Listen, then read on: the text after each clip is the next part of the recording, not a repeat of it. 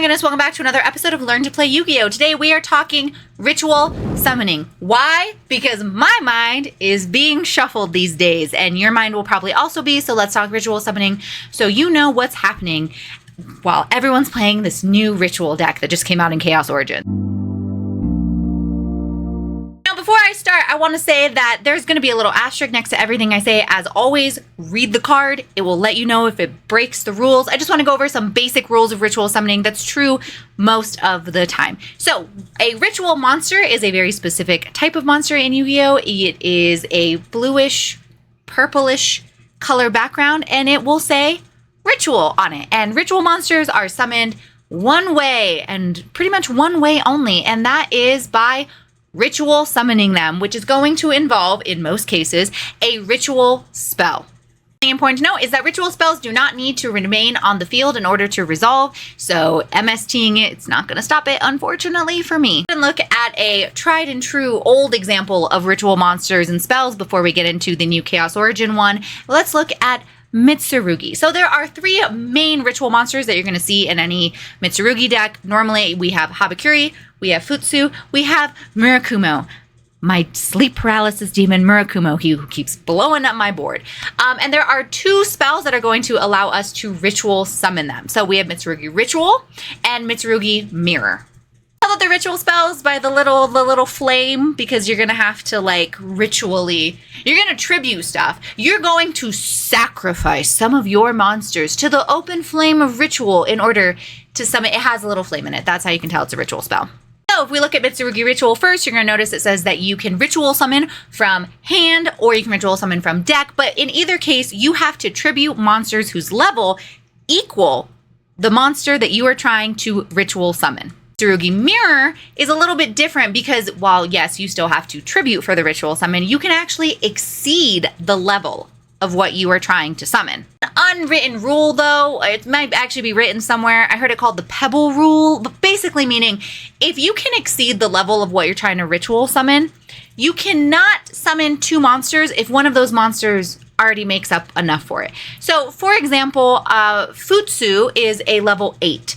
So if you're using Mitsurugi Mirror to try to ritual summon Futsu, you can go over level 8. So you contribute a level 4 and a level 5, a level 7 and a level 7 even. But you cannot tribute a level 8 and literally anything else. If you already have a monster that makes up all that is needed, right? If you have a level 8, 9, 10, anything plus, you can't over tribute.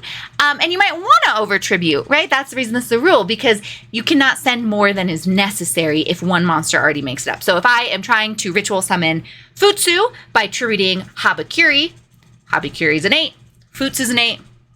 I can't, even though it says I can exceed, you can't exceed if one monster already makes up everything that you need for the ritual summon. Also important to note that ritual monsters have the same rules as extra deck monsters. This was something that was really hard for me to internalize when I was playing Yummy Mitsurugi. Basically, extra deck monsters have to be properly summoned before they can be summoned from anywhere else. Meaning, if you send a link monster to grave, you can't summon it back from grave if it was never properly summoned, properly link summoned. That goes for all extra deck monsters. They need to be properly summoned before they can come back from grave or banishment. Same thing with ritual monsters. They have to be properly summoned. Now, I am referring to properly summoned as ritual summoning, and I will be referring to when you're trying to special summon them as special summoning them. So meaning, if a ritual monster has not been ritual summoned, you cannot use the effect of, say, prayers to special summon it from grave. Has to be properly summoned first, and properly summoned means ritual summoned, which is a type of special summoning. But I got very confused because I would see cards that say well, you can special summon it from grave. It has to have been properly ritual summoned first. Fun little side note. Let's say you tribute Murakumo to ritual summon a Habakiri, and then you activate the Murakumo in grave to search and attempt to special itself. Now, it cannot special itself if it was not properly summoned. You can still ghost spell that. Even if you by game mechanic, you cannot special summon it because it wasn't properly ritual summoned, you can still ghost spell it. It includes an effect, and Konami said so. So there's a little tidbit for you on that one too. So like the two big things to remember about ritual monsters is that they need to be properly ritual summoned in order to be on the field, right? Normally, mostly. And that also a ritual spell is how you're going to summon them. And if a ritual spell lets you exceed the level of what you're trying to summon, you cannot use 2 monsters or more if one of those monsters already makes up all the level. You're trying to ritual summon an 8 and you send a 9, you can't send anything more because you've already fully paid the tribute in order to ritual summon. As always, different cards have different rules, and this is where the new ritual deck comes into play, because Konami liked to look at those rules and say, yeah, but what if we made cards that made those rules not always matter?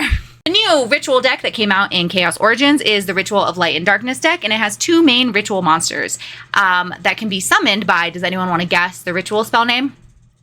It's the Light and Darkness ritual, can summon in the Ritual of Light and Darkness deck. Yeah. So our 2 main monsters, our ritual monsters, are Black Luster Soldier and Magician of Dark Chaos. Notice again, it says that you contribute, but this time you contribute from hand or grave, and you can exceed the level with the ritual spell for this deck. The deck also has a very adorable, cute little companion named Griffo. Now, this little guy says that if you're ritual summoning 1 monster, you can use his tiny little baby buddy as the entire tribute. So yeah, this level 1 monster can count as the entire tribute for a level, literally whatever. So that's what the card says. So you can do that way. Fun little card that came out in Chaos Origins called Mind Shuffle. Is your mind ready to be shuffled? Because it's probably going to be. Mind Shuffle also says that you can special summon a monster from hand ignoring its summoning conditions. So let's say you ritual summoned the Black Luster Soldier, and then you have that chaotic little magician in your hand. You can Mind Shuffle and summon the chaotic little magician, ignoring its summoning conditions, because Konami said so. That's what I'm saying, man. It's like, so for the most part, ritual monsters have to be properly ritual summoned in order to be on the field, and you got to tribute to the level or exceed, unless you have Griffo, because then he can count for the whole tribute, or unless you have Mind Shuffle. Yeah, that's Yu-Gi-Oh for you, baby. That's Yu-Gi-Oh.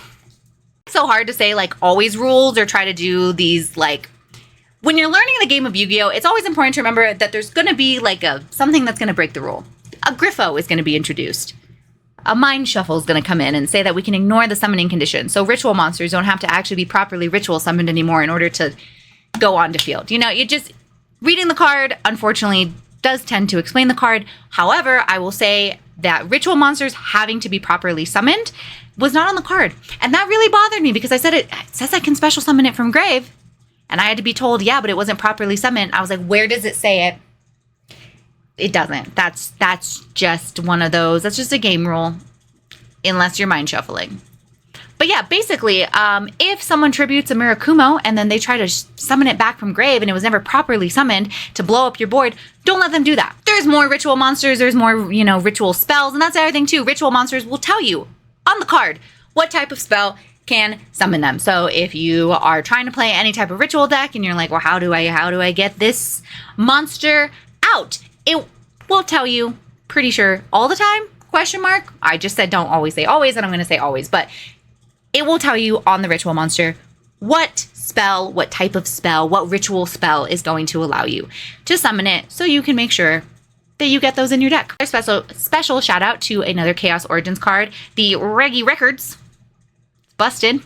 Lets you search Mirror, which then lets you search Habakiri. Why do we put Habakiri to 1?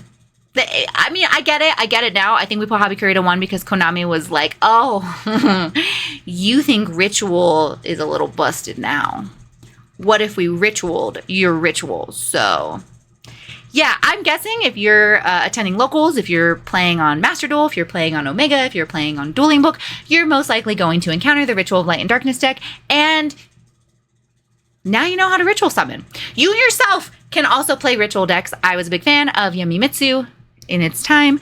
I'm not planning on playing the Ritual of Light and Darkness deck because, no offense to all of these ritual monsters, but they're not baddies or cuties. So your girl does not have interest. But I will be playing against them, and I also needed to remind myself of this to make sure that my board doesn't get blown up illegally. So yeah, hopefully this helps you next time you're playing against a ritual deck, or if you're wanting to play ritual decks, or if you just wanted to learn something else.